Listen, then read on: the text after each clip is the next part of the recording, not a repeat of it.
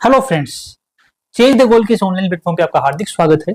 हम अपनी last class के अंदर हमने प्रायद्वीपीय अपवाह तंत्र को पढ़ना शुरू किया था, जिसके अंदर हमने आपके प्रायद्वीपीय प्रदेश को हमने पश्चिमी घाट और पूर्वी घाट के अंदर डिवाइड किया था और पश्चिमी घाट और पूर्वी घाट का फर्दर डिवाइडेशन करके हमने जाना था कि कनारा तट है, कोंकण तट है, मालाबार तट है, काठियावाड़ तट है, कांकीवाड़ा तट है और कोरोमंडल तट कौन कौन से होते हैं। ठीक है, अब पश्चिमी घाट यानी कि आपके प्रायद्वीपीय अपवाह तंत्र को पढ़ने से पहले कुछ चीजें हमारे लिए जानना और जरूरी है।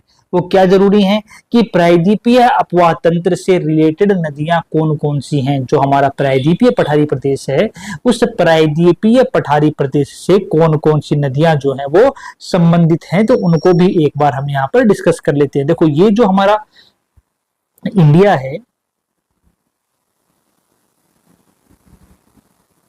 ठीक है, ये हमारा भारत हो गया पूरा। ठीक है, भारत देश हो गया। तो यह जो हमारा इंडिया है, इस इंडिया के अंदर प्रायद्वीपीय पठारी भाग को, प्रायद्वीपीय अपवाह तंत्र को पढ़ने से पहले यहाँ की नदियों के बारे में थोड़ा सा जान लेना क्या होता है हमारे लिए जरूरी है। ठीक है, नाम पता होंगे तो हम आराम से टिक लगा सकते हैं। अगर ऑप्शन में फिल करना होगा तो कि कौन सी प्रायद्वीपीय अपवाह तंत्र की नदी है, नाम ही पता नहीं होगा तो हम कहां पर टिक लगाएंगे और कैसे हम उस क्वेश्चन को अटेम्प्ट कर पाएंगे। तुक्का मारने के लिए भी क्या होता है, ये जानना जरूरी है कि उसके आसपास वाले ऑप्शन आपको आ रहे हैं या नहीं आ रहे। ठीक है, तो बच्चों क्या होता है, जो प्रायद्वीपीय अपवाह तंत्र की नदियां होती हैं, उनके अंदर जो नदियां आती हैं, उन नदियों को मैं एक एक करके ड्रॉ कर रहा हूं। ये आपकी स्वर्ण रेखा नदी है। अभी हम केवल नदियों के नाम देख रहे हैं, कहां से निकल रही है, किस एरिया से आ रही है, उसको हम नहीं देख रहे हैं। तो अभी आपको डायरेक्टली नाम ही याद रखने हैं। ठीक है, स्वर्ण रेखा नदी आ गई। दूसरी आपकी महानदी हो गई। ठीक है, सॉरी माफ कीजिएगा,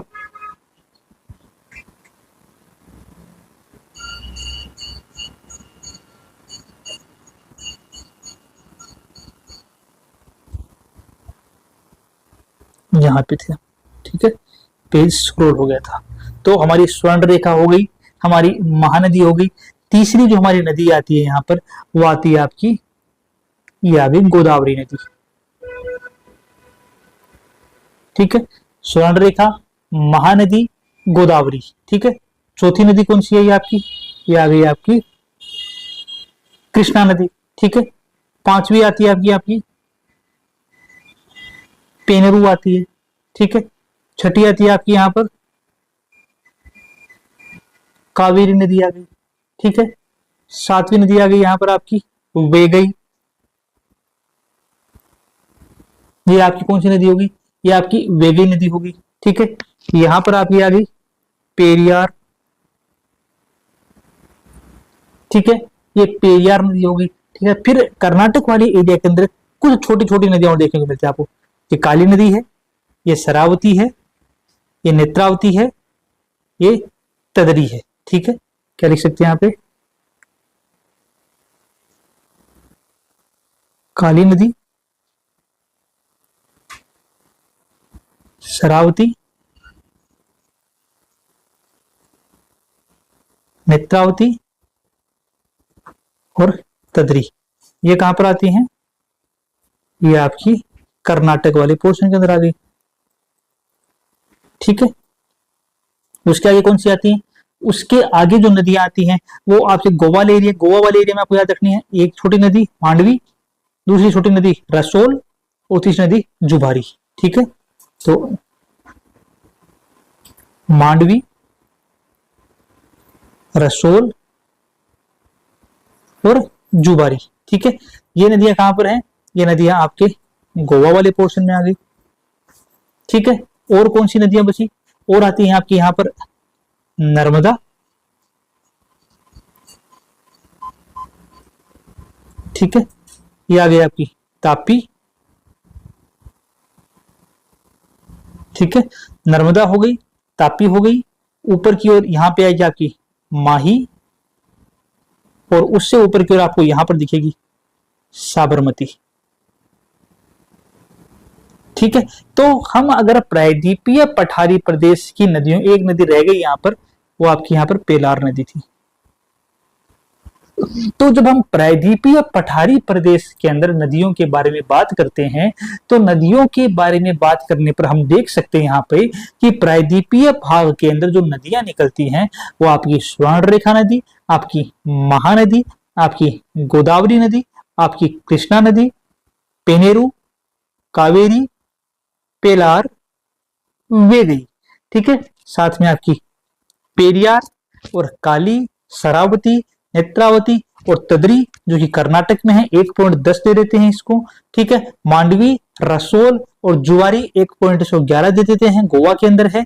इसके अलावा 12वीं नदी हमारी तापी है, 13वीं नदी हमारी नर्मदा है, फिर हमारी माही नदी आ जाती है और हमारी साबरमती नदी आ जाती है। तो इस प्रकार से आपके पूरे के पूरे प्रायद्वीपीय पठारी भाग के अंदर जो नदियां हैं वो नदियां आपको यहाँ पर क्रमशः दिख रही हैं, जो आपको याद रखनी है, ठीक है बच्चों। ये तो क्या हो गई, ये तो हो गई हमारी प्रायद्वीपीय पठारी भाग की समस्त नदियां। अब ये नदियां क्या है, ये नदियां इनमें से कुछ पूर्व दिशा की ओर बहती हैं और कुछ नदियां जो हैं वो हमारे पश्चिम दिशा की ओर बहती है। मतलब कुछ तो क्या है, पूर्व वाहिनी नदियां हैं, कुछ कौन सी नदियां हैं, कुछ पश्चिमी वाहिनी नदियां हैं।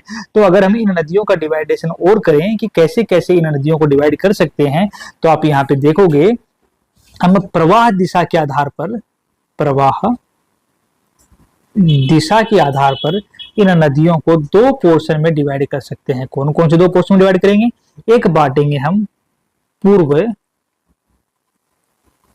वाहिनी नदियां, ठीक है, एक बांटेंगे हम पश्चिमी वाहिनी नदियां, ठीक है। एक हो गई आपकी पूर्व वाहिनी नदियां जो पूर्व दिशा की ओर बह रही हैं, एक हो गई आपकी पश्चिमी वाहिनी नदियां जो पश्चिमी दिशा की ओर बह रही हैं। अब पूर्व वाहिनी नदियां कौन सी होती हैं, जो पूर्व वाहिनी नदियां हैं जो पूरब की ओर बहेंगी और पूरब की ओर बहकर कहां जाएंगी, बंगाल की खाड़ी में जाएंगी। और पश्चिमी वाहिनी नदियां कौन सी हैं, जो पश्चिम की ओर बहेंगी और पश्चिम की ओर बह करके किस में मिल जाएंगी, ये हमारे अरब सागर की ओर जाएंगी।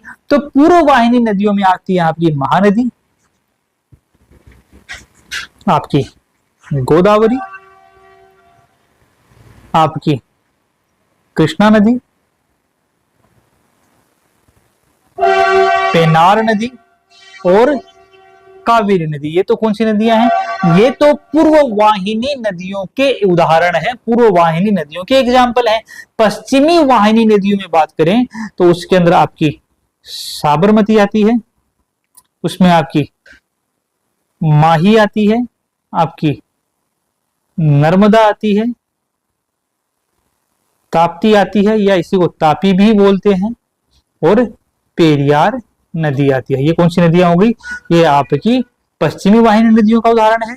ये आपकी पूर्वी वाहिनी नदियां जो हैं उन पूर्वी वाहिनी नदियों का उदाहरण है। तो पश्चिमी वाहिनी नदियां आपकी जाकर के गिरेंगी अरब सागर के अंदर और पूर्वी वाहिनी नदियां जो हैं वो जाकर गिरेंगी कहां पर, वो जाकर के गिरेंगी आपके बंगाल की खाड़ी के अंदर, ठीक है बच्चों। तो ये बात हो गई हमारी इन नदियों की प्रवाह दिशा की, कि प्रवाह दिशा के आधार पर ये नदियां जो हैं वो किस प्रकार से बहती हैं, किस प्रकार से बह करके अरब सागर या बंगाल की खाड़ी में जाकर के गिरने का काम इनके द्वारा किया जाता है, ठीक है। अब हम एक एक नदी के बारे में बात करते चलेंगे कि किस प्रकार से इन नदियों के द्वारा कहां से ये नदियां बहना स्टार्ट होती हैं और इनके उद्गम से लेकर के इनके द्वारा अगर कुछ स्पेशल चीजें हैं तो उन स्पेशल चीजों को भी कवर करते हुए यहाँ पर हम डिस्कस करेंगे। तो आज हमारी जो पहली नदी जिसको हम डिस्कस करने वाले हैं उस नदी का नाम है स्वर्ण रेखा नदी। उसका नाम क्या है बच्चों, उस नदी का नाम है आपकी स्वर्ण रेखा नदी। हम नंबर 1 हेडिंग लगाते हैं हमारी स्वर्ण रेखा नदी, ठीक है।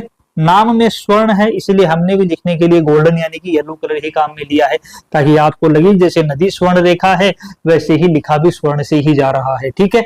तो जो स्वर्ण रेखा नदी है, इस स्वर्ण रेखा नदी का उद्गम कहां से होता है, इसका उद्गम झारखंड जो है उस झारखंड में, इस नदी का उद्गम कहां से होता है, इस नदी का जो उद्गम होता है स्वर्ण रेखा का वो आपके झारखंड जो है उस झारखंड में रांची के पठार से होता है। झारखंड जो है उस झारखंड में रांची के पठार से क्या होता है, झारखंड में रांची के पठार से इस स्वर्ण रेखा नदी का उद्गम होता है। कि पठार से क्या होता है, इसका उद्गम होता है। कहां से हुआ, झारखंड के अंदर रांची के पठार से स्वर्ण रेखा नदी का उद्गम होता है। ठीक है, यह नदी क्या करती है, यह नदी जो है वो उद्गम करने के पश्चात कहां पे जाके गिरेगी, स्वर्ण रेखा नदी कहां गिरती है, स्वर्ण रेखा नदी जाकर के बंगाल की खाड़ी में गिरती है, बंगाल की खाड़ी में गिरती है। ठीक है, अब चूंकि बंगाल की खाड़ी में गिरती है बच्चों, इसलिए बताओ कि पूर्वी वाहिनी नदी है या पश्चिमी वाहिनी नदी है, पूर्वी वाहिनी नदी है। प्रवाह के हिसाब से यह है एक पूर्वी वाहिनी नदी का उदाहरण है। तो स्वर्ण रेखा नदी जिसका उद्गम झारखंड के अंदर रांची के पठार से हुआ, उद्गम होने के पश्चात में कहा क्या होता है, उद्गम होने के पश्चात में एस्चुरी का निर्माण करती है, नदमुख का निर्माण करती है। किसका निर्माण करती है, यह एस्चुरी जो होती है उस एस्चुरी का निर्माण करती है, नदमुख का निर्माण करती है, और नदमुख का निर्माण करते हुए जाकर के बंगाल की खाड़ी के अंदर यह नदी गिरती है। ठीक है, सबसे इंपॉर्टेंट चीज क्या है कि इस नदी को स्वर्ण रेखा नदी क्यों कहा गया है, तो इसे स्वर्ण रेखा नदी इसलिए कहा गया है कि इस नदी के बेसिन में सोने के निक्षेप पाए जाते हैं। इस नदी के बेसिन में क्या पाए जाते हैं, सोने के प्लेसर निक्षेप जो है इसके बेसिन में पाए जाते हैं। ठीक है, यह जो नदी है इस नदी के बेसिन में सोने के प्लेसर निक्षेप पाए जाते हैं, और सोने के प्लेसर निक्षेप के पाए जाने के कारण से इस नदी को स्वर्ण रेखा नदी के नाम से जाना जाता है। क्या कोई और नदी भी है जिसमें सोने के निक्षेप पाए जाते हैं, तो हाँ जी बिल्कुल है। जो हमारी सोन नदी है उस सोन नदी के बेसिन में भी क्या होता है, उस सोन नदी के बेसिन में भी सोने के प्लेसर निक्षेप पाए जाते हैं। क्या और कोई महत्वपूर्ण जानकारी हम दे सकते हैं इस नदी के बारे में, एक महत्वपूर्ण जानकारी और आती है कि जो हमारा जमशेदपुर शहर है, कौन सा शहर है हमारा, जो हमारा जमशेदपुर शहर जो है वो जमशेदपुर शहर इसी नदी के किनारे बसा हुआ है। कौन सी नदी के किनारे बसा हुआ है, स्वर्ण रेखा नदी के किनारे बसा हुआ है। तो यह एक महत्वपूर्ण इंफॉर्मेशन आती है हमारी स्वर्ण रेखा नदी के बारे में कि स्वर्ण रेखा नदी जो है वो कौन सी नदी है, प्रायद्वीपीय पठारी भाग की नदी है, पहली बात। दूसरी बात, पश्चिमी वाहिनी है या पूर्वी वाहिनी है, तो आप कहोगे पूर्वी वाहिनी नदी है क्योंकि जाकर के बंगाल की खाड़ी में गिर रही है।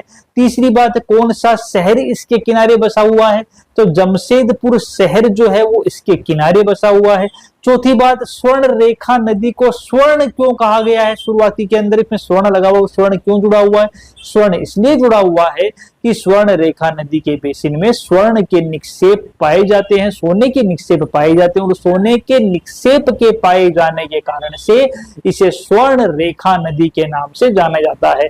एक नदी और है सोन नदी, उस सोन नदी के अंदर भी सोने के प्लेसर निक्षेप पाए जाते हैं। तो यह महत्वपूर्ण जानकारी आपको मिलती है स्वर्ण रेखा नदी के बारे में। आज की वीडियो में हम इतना ही करेंगे बच्चों, मिलते हैं अगले वीडियो में हमारी अगली नदी के साथ, जो प्रायद्वीपीय पठार की एक महत्वपूर्ण नदी ही होगी जिसको हम डिटेल से डिस्कस करने वाले हैं, ताकि आपको किसी भी प्रकार का कोई क्वेश्चन यहाँ से उठकर आता है तो वो आप गलत ना करें और आप एग्जाम के अंदर एक उम्दा प्रदर्शन करते हुए सरकारी सेवा के अवसर को जो आपने चूज किया है जाना, उसे वहां पर उस सरकारी सेवा में आप क्या हो सकें, अपनी सहभागिता निभा सकें, उसको ज्वाइन करके और देश के विकास में अपना महत्वपूर्ण योगदान दे सकें। तो ठीक है बच्चों, जो वीडियो पढ़ाया है वो आपको पसंद आया होगा। उम्मीद करते हैं कि आपको जो पढ़ाया जा रहा है वो समझ में भी आ रहा है, और समझ में आने के साथ साथ आप इसके बाकायदा नोट्स भी तैयार कर रहे हैं। तो बच्चों मिलते हैं अगले वीडियो में, तब तक के लिए धन्यवाद दोस्तों।